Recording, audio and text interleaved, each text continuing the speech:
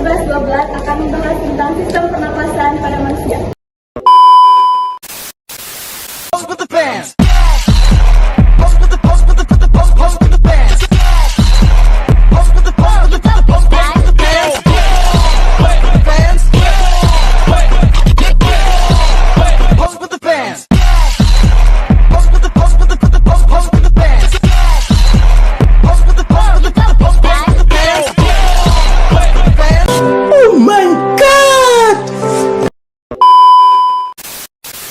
Sistem pernapasan pada manusia adalah sistem organ yang digunakan untuk menghirup oksigen di udara serta mengeluarkan karbon dioksida dan uap air. Dalam proses pernapasan, oksigen merupakan zat kebutuhan utama. Oksigen untuk pernapasan diperoleh dari udara di lingkungan sekitar. Alat-alat pernapasan berfungsi memasukkan udara yang mengandung oksigen dan mengeluarkan udara yang mengandung gas karbon dioksida dan uap air. Tujuan proses pernapasan yaitu untuk memperoleh energi. Pada peristiwa bernapas terjadi pelepasan energi. Jalannya udara, pernapasan, udara masuk melalui lubang hidung, laring, trakea, percabangan, trakea, bronkus, dan bronkeolus. Udara berakhir pada ujung bronkus berupa gelembung alveolus. Paru tersusun oleh bronkeolus, alveolus, jaringan elastik, dan pembuluh darah. Di dalam paru-paru, bronkeolus bercabang-cabang halus dengan diameter kurang lebih 1 mm. Pengertian mekanisme inspirasi dan ekspirasi pada pernapasan manusia. Inspirasi terjadi saat otot antar tulang rusuk berkontraksi dan terangkat. Ini membuat volume rongga dada bertambah besar dan tekanan rongga dada menjadi lebih kecil dari tekanan udara luar, sehingga udara dapat mengalir dari luar dalam paru-paru.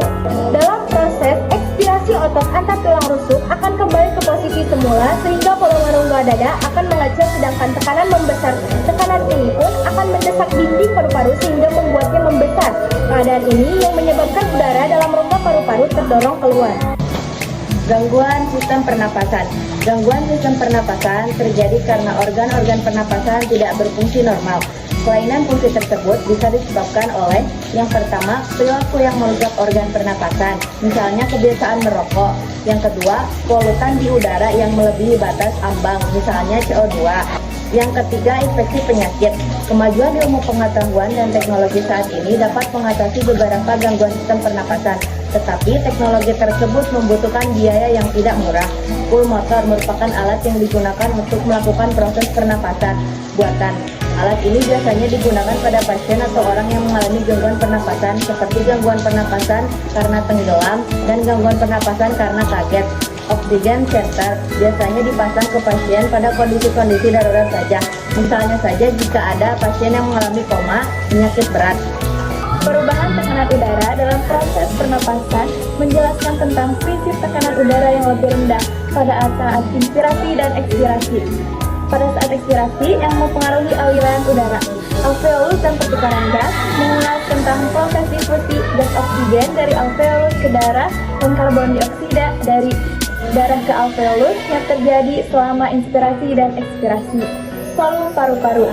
Penjelasan tentang berbagai volume paru-paru seperti tidal, volume cadangan inspirasi, volume cadangan ekspirasi, dan bagaimana masing-masing berperan dalam proses inspirasi dan ekspirasi. Regulasi pernapasan oleh sistem saraf. Pembahasan tentang bagaimana pusat pernapasan di otak, mendula oblongata, dan pons mengatur ritme pernapasan, serta bagaimana sistem saraf otonom berperan dalam mengontrol inspirasi dan ekspirasi berdasarkan kebutuhan tubuh. Kapasitas udara. Kapasitas udara adalah kemampuan paru-paru dalam menampung udara saat bernafas. Saat keadaan normal, volume paru-paru manusia mencapai 4.500 cc, yang disebut sebagai kapasitas total udara pernapasan manusia. Pada keadaan normal, kegiatan inspirasi dan ekspirasi dalam pernapasan hanya menggunakan 500 cc, volume udara pernapasan atau disebut kapasitas tidal. Jenis-jenis kapasitas udara. Yang pertama ada kapasitas udara tidal atau pernapasan biasa, yakni volumenya 1.500 ml per detik. Yang kedua ada kapasitas udara komplementer atau inspirasi, volumenya 1.500 ml per detik. Yang ketiga ada kapasitas udara suplementer atau ekspirasi, volumenya 1500 ml per detik. Yang keempat ada kapasitas udara residu, volumenya 500 ml per detik. Yang kelima ada kapasitas udara vital, volumenya 3500 ml per detik. Yang terakhir yakni ada fungsi kapasitas udara total, volumenya yakni 4000 ml per detik.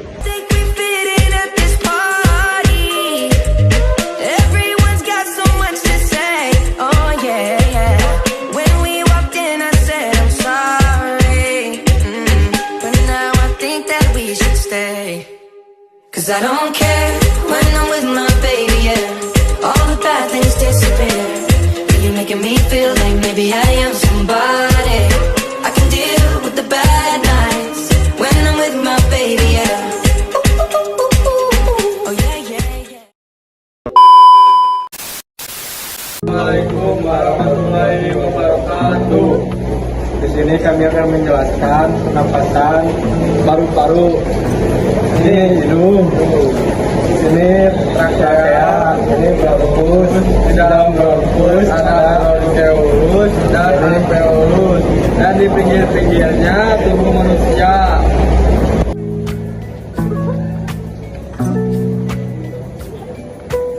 Sekian dari kami, terima kasih. Wassalamualaikum warahmatullahi wabarakatuh.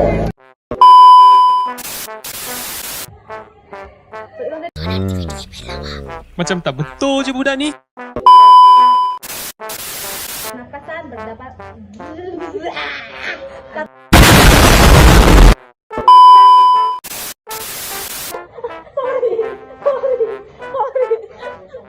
Oh my god!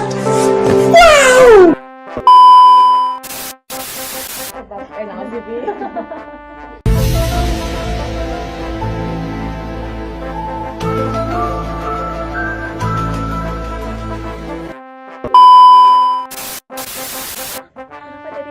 tidak pada keadaan. Itu.